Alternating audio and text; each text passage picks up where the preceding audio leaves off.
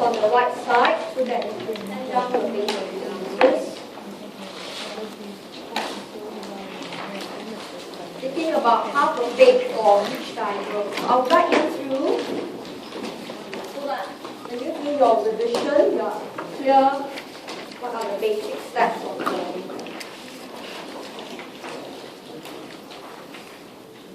So top diagram, ISLM. So you should remember the basics of ISLM. Generally, LM looks like it's going to cut the horizontal axis. Okay, then IS.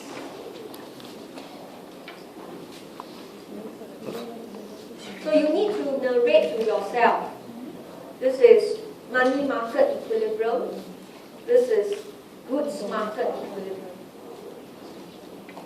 Right? You cannot come to a point that everything is the two lines intersect. You cannot. There must be concept. There was actually money demand, money supply. There was Y equals to AE. Then bring the point down to know that a point of ISLM is actually a point on the AE curve.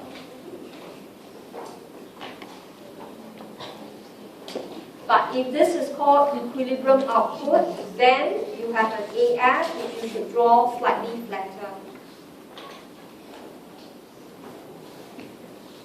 See? So go through the systematic approach. Understand what is happening in the economy. Not happily just, oh, on top two lines intersect, bottom two lines intersect. It's not.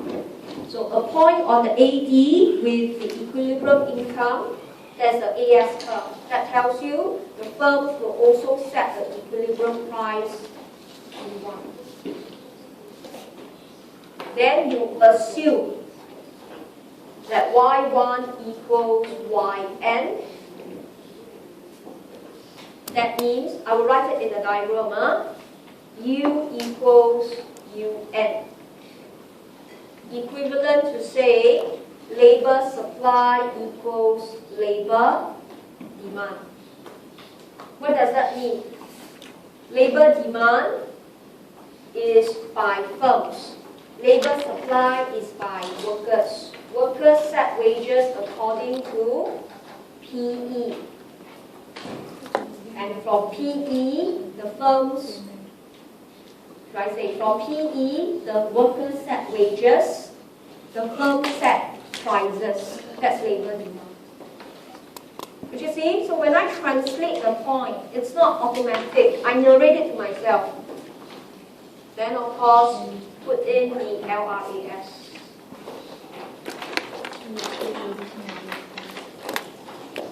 It took me almost 1 minute to do this with you. So that's why when you practice, it must come within very swift couple of 5 seconds to know what is happening in the economy. Alright? Okay? So I hope it creates some revelation to some of you that the ADAS is not as simple as what you did in your foundation days. Over here, it has a lot of models, a lot of markets in the discussion. Right? Okay, so now we're going to execute our contractionary monetary policy. So let's discuss M drops, ins government now, sell bonds.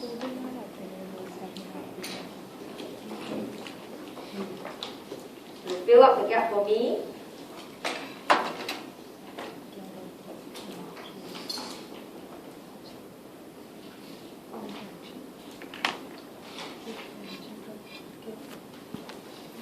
Okay, that's your basic step 1.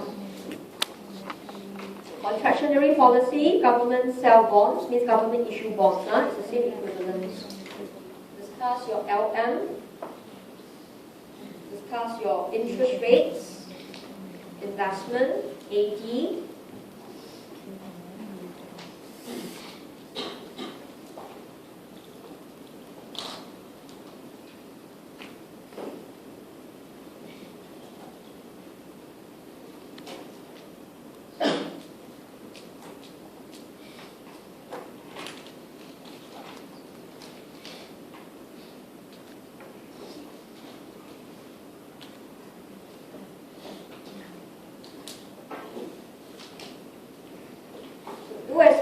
you can. Okay, don't wait for the answers. Draw in pencil if you're not sure. So this basic diagram, draw in ink. Subsequently, if you want to draw in pencil, it's fine. And you can still pin if you think it's not correct.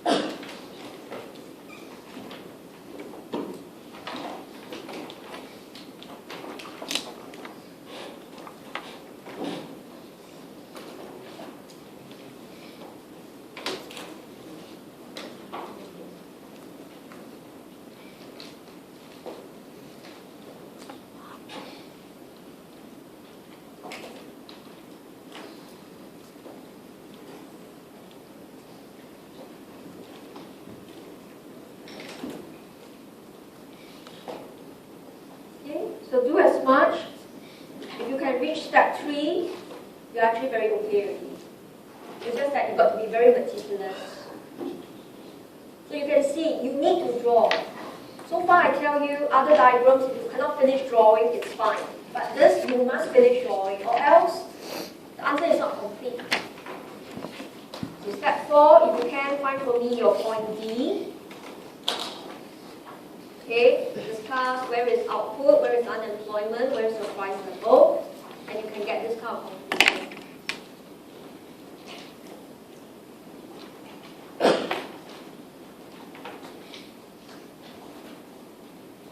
Okay, and those of you who finish,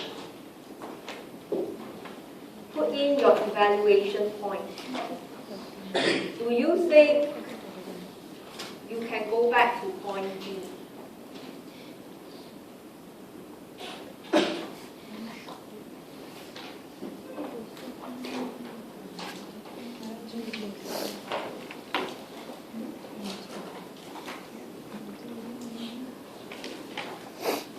Okay.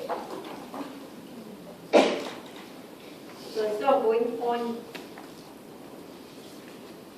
D, think carefully. If wages or prices are not fully flexible, you might reach point E. Put the point E in pencil. You need to draw. Just put a point there. Then ask yourself, do you have classical dichotomy? Okay, so minimum you must know how to do is step 3. Then those of you who finish should get step 4 correct. But remember, right, to show that you are so fully prepared and you know your macroeconomics well, you are always willing to challenge your assumption. In good times, wages naturally can go up. Trade union will push wages to go up. But in bad times, do you think your wages can fully plunge like what you depicted? Right? What if it did not plunge too much like what you want? You will end up at point E. Put in pencil mark, where is your possible point E? You need to draw. And if you are at point E, do you have classical dichotomy? Remember, classical dichotomy means output, unemployment, real wage, interest rate, they all don't change at all. So see whether at point E, you get classical dichotomy. Right, so I'll leave it hanging there. I'll come to point 5 later. If you didn't finish copying point 5, leave it up. Let's finish the key analysis. So can you imagine you're writing this only in point 4, but in the exam you have to write in paragraphs. And can I remind you, in the exam, don't write your analysis at the side of the diagram. Because if you decided to cancel your diagram, the examiner sometimes assumes you cancel the analysis and he didn't read it.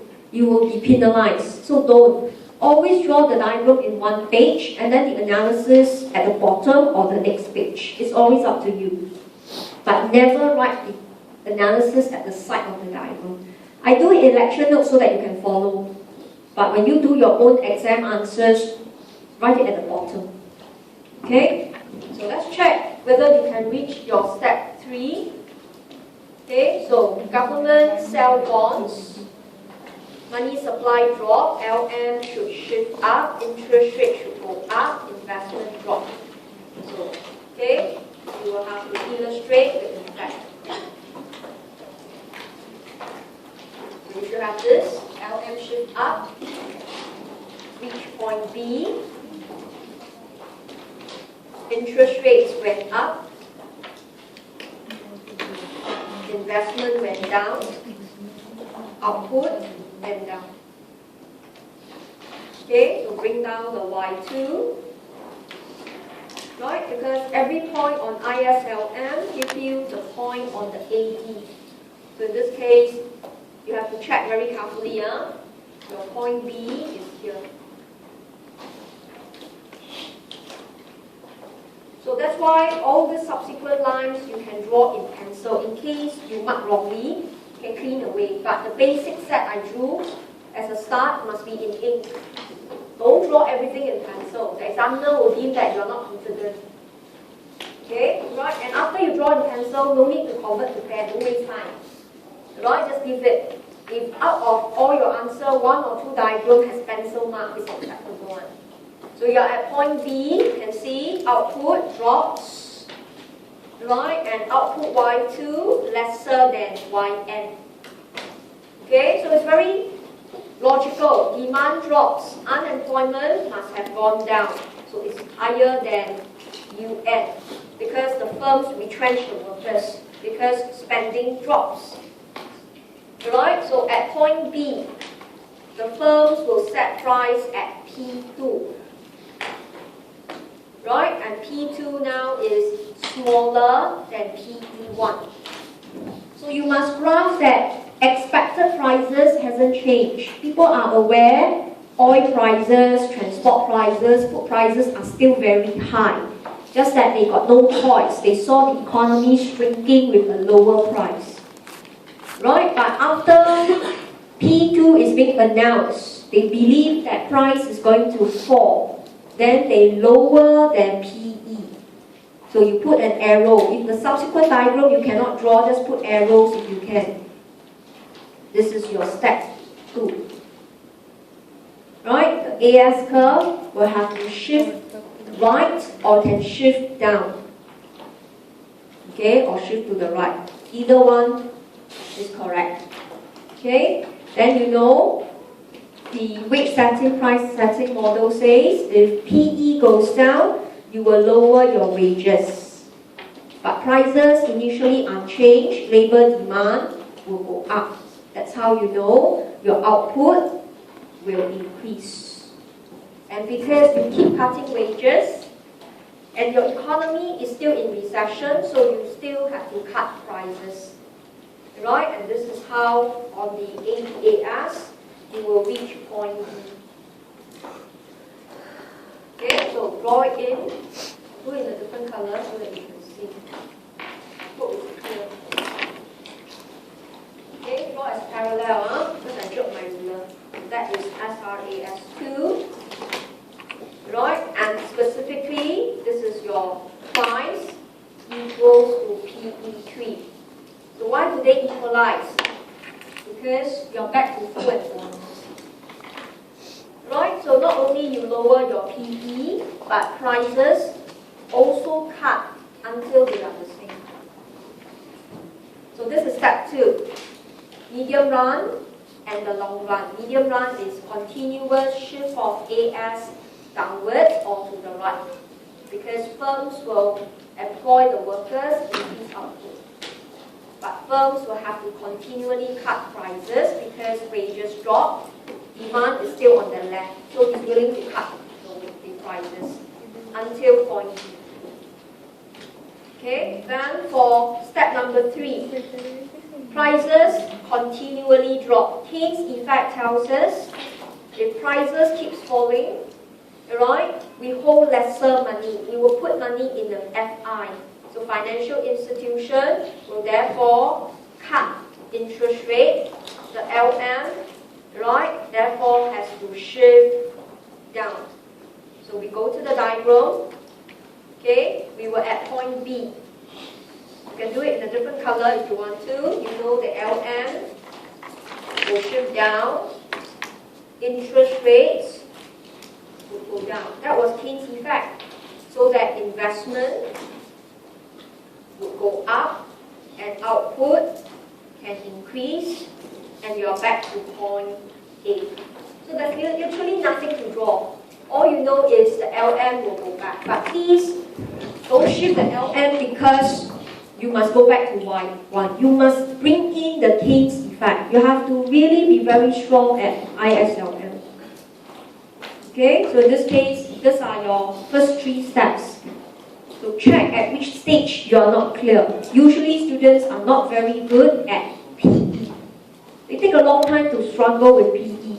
They do not know who adjusts PE. PE is formulated by household who are the workers. PE change, then W change. Then the firms react. Right, so at point D, you can see output is back to YN.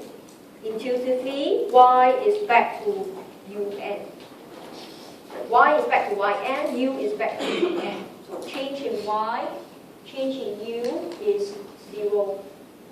You go on top, you can see interest rate went up, then went back again. Change in interest rate, 0. Then we saw P3 equals PE3. It means the wages the worker set can cope with inflation, which is the same as point A. Your purchasing power, W over P, the change is also 0. Okay, so in this case, all you see is money stock goes down. The actual amount of money stock did drop. Right? You didn't pump back the money at all. The actual money stock still drops. But you only landed with a continuous drop in prices. That's all. So this is called classical dichotomy. All your policy did was just change prices. All your economic indicators in the goods, money, and the labor market, all of them were unchanged. So goods market is output. Right? Money market is interest rate. Labor market is unemployment and real wage. So if you are clear what the model is about, the 3 markets, you will talk about them. Okay? However, I mentioned an excellent answer we'll consider. Times are bad. Wages should go down. But we know in reality, okay, there is very strong trade union in Europe. Okay? There is high minimum wage law in US. So wages can drop, but it will not drop too much. So there's a possibility that instead of reaching point B, right, you shift your AS, but not sufficient. You reach, in this case, point E. So don't need to draw. This is what I meant. Just put the point there. So in this case, SRAS will still shift down. We lower our PE. But we are not ready to have a dramatic drop in wages. We are resisting. So all you need to do is between point B and D, put in a E. If you want to, you can put in a Y3.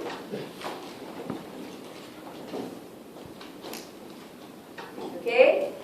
You can see at point E, if you have space, it's a bit tighter, but if you don't have, you also can see go across. There is a P3 between P1 and P2. But remember, later I'll write down for you. If you can't draw, it's fine. Just label a point E. So if you have a smaller drop in price, your Keynes effect is also smaller. So all you need to do is go up, bring the whole diagram upwards. You map it, okay, you go backwards. Put in pencil. You will also get somewhere here a point E. right? A smaller drop in price, a smaller Keynes effect. Therefore, a smaller drop in interest rate, I3. So if you have no way, if your diagrams are too tight, you can't draw, it's fine. Just analyze. Do you get classical dichotomy? Okay, so here I'll put in the answer for you. So you observe. If you have a smaller drop in W, primarily due to strong trade union,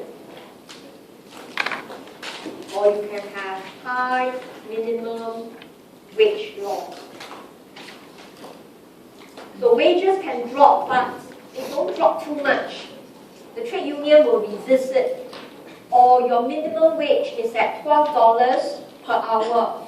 You are already at, right, $12 1 cent. You cannot drop to $12 at all. You stop there. So you have a smaller drop in W. Therefore, you have a smaller drop in P. That is your P3, if you can put it in. But if not, just highlight in words. Right? A smaller drop in wages means a smaller cut in prices, a smaller increase in output. That's where we saw our Y3, and therefore also a smaller drop in I. You just explain in words. And what do you see? Therefore, change in output, change in unemployment, change in interest rate, change in real wage, they are all not zero. They did not go back to original level. You saw your I3, P3, Y3. They all didn't go back to Yn or the respective value. Alright, so in this case, there is no classical dichotomy. Right? So classical dichotomy is the term to describe M changes price and full stop. Other variables unchanged. But here you can see if prices and wages are not fully flexible, they can go down, but don't go perfectly to where you wanted it to be. Right? You end off with a price not at PE at all. Okay? You end with an output not at Yn. You land at interest rate I3, not at I1. So you can tell all your real variables change. You didn't go back to original level. No classical dichotomy. So in the past, examiner likes to merely test what is classical dichotomy. But nowadays, he also tests under what circumstances there is no classical dichotomy. So it is purely due to wage flexibility, price flexibility. So not that easy. So that's why I mentioned for the prelims, study up to AS curve will be sufficient. After the prelims, then you spend time on these models. These are not things that you can read through and that's it. You have to keep pondering and also throw in evaluation points to reflect that you understand what is happening in the real world. So our ATAS model is not shift the curve and see how. No, you detect the curve. But you can see this is a discussion. You need a complete diagram. If your diagram is not complete, how can you tell him output is the same, real wage is the same? You can't. That's why you must finish drawing. But believe me, if you go back and try, most of you will take 30 minutes. But in the exam, this kind of question is only 10 minutes. Alright? So you have to weigh the consequences. If you know you have enough question to do, you will reserve this as last. Don't say, oh, this is tedious, I do it first. Right? If you do questions that takes a long time first, it eats into your time, you get panic. You end up, you cannot finish the exam thing. So if you have read through my revision slides, I told you, in the actual exam, you're supposed to do 8 short questions. You need not finish 8. If you can do your best 6, you will pass the paper. But you must definitely finish section B. So I'll come to that when I see you in April for the exam technique. So this is the first use of our ATAS model. Right? The objective is to discuss whether policy works or not. So that was for the case of your, what you call, monetary policy. So see carefully, if you are at point E, what should government do? The government will therefore have to shift the AD to the right. Right? Government has to execute policy. So I'm going to just complete the diagram. I don't want you to draw. I just show you what the discussion point is about. That's why in the real world, you don't go to D, instead you go to E. But how do you reach long run? You shift the AD. That was the final conclusion. But in the exam, you don't need to draw one. Just say in the economy is at E, government has to shift the AD via fiscal policy. That's why IS shift right, you need to draw, just say AD shift right, and you end up at point F. So you still need your monetary policy. Okay, right? So in this case, if you turn to page 30,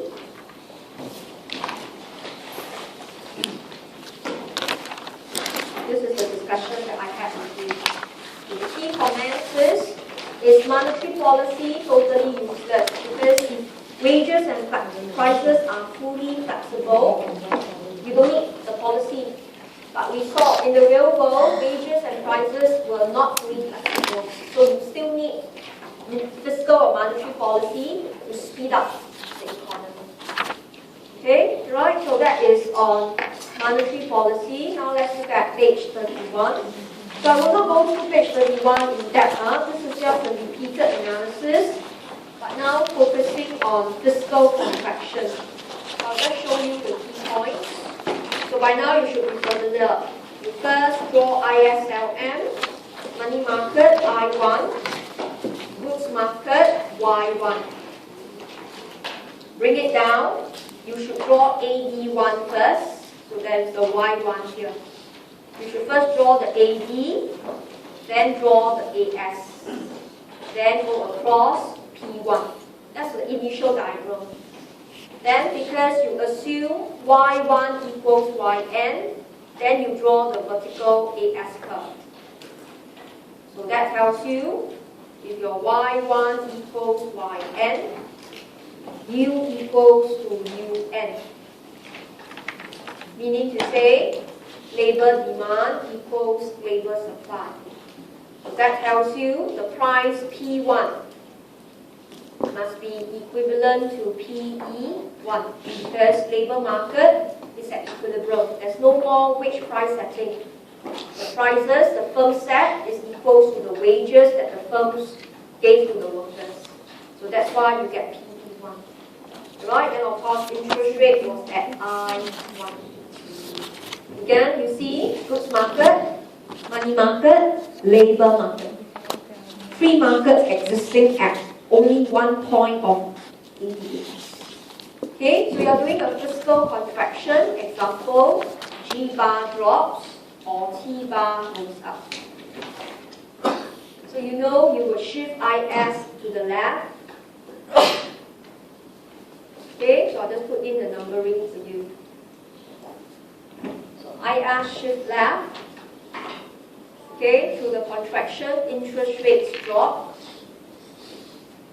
Okay, and output drops. Please don't say investment goes up. This is a contractionary fiscal policy. You should know the G exceeded the I. Right? So don't happily interest rate drop, investment goes up. Examiner likes to catch students because to you, there's no concept anymore. It's not. See carefully. The whole thing was, right, a fiscal contraction. So overall, economy's output must drop. So therefore, AD must drop. So you go to the diagram. Right, this is your step 2. Right, and you can see price will drop. That's how you reach A1 point. So you have drawn one set just now, so that's why I don't want to repeat anymore. You should have a sense how to track the points. So now you are at medium run. Okay, it means the economy settled at A1 prime already. So you can see your Y1 prime is lesser than your Yn. You can use Y1 prime or Y2. Okay? I prefer to use Y2, so I put in bracket Y2 for you. Okay, but they are used interchangeably. So intuitively, focus on unemployment rate is now higher. Remember, you can't see from the diagram, but you can deduce. Demand drops, the firms will retrench the workers. You also saw that your P1 prime is lesser than your PP1. So workers know they are losing their jobs. They know the firms are not coping well. Firms are selling things cheaper. So in this case, we know workers, like what you did in the exercise just now, will lower the PE. Right, so we know the AS curve will shift down. Okay, so in doing so, wages will go down. The firms will start to hire the workers, output starts to increase. Okay, and because there is still a recession, the firms will continue to cut prices. So AS shift down, output increase, prices continually drop. But based on Keynes effect, interest rate will drop via LM has to shift down. Okay, so in this case there was a step 4 here. So as your AS starts to shift to the right, LM also has to shift down. So that's your step 4. Where you can see, that's what you wanted, interest rates drop. Keynes effect take place. Alright, so this movement along the AD due to price level is reflected by Keynes effect, investment goes up, and you reach a A2.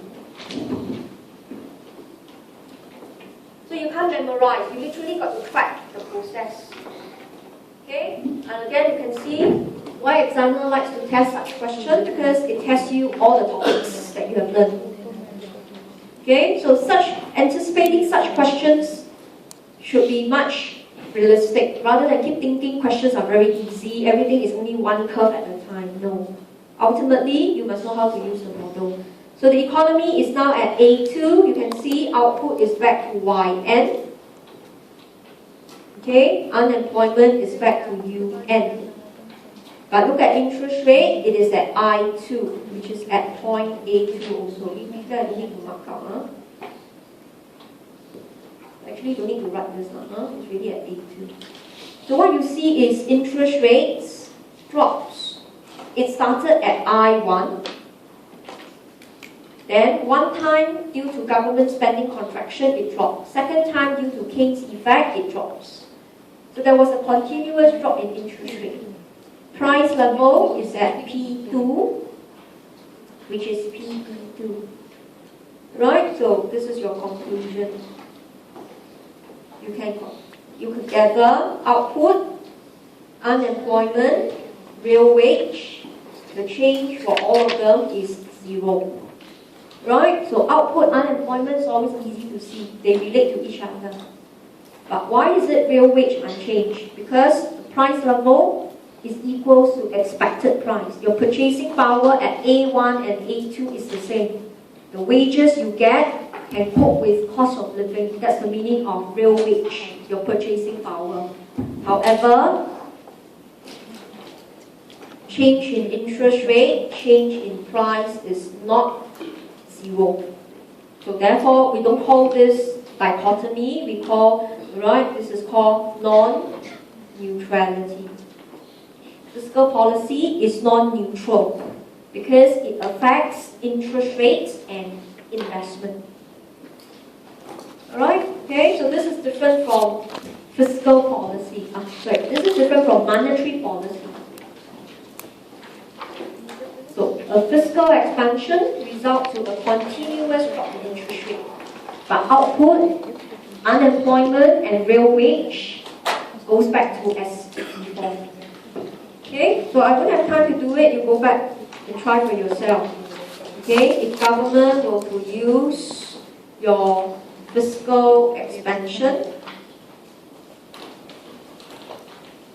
okay, once again, prove that change in output, unemployment and real wage is 0, but interest rate and price keeps increasing.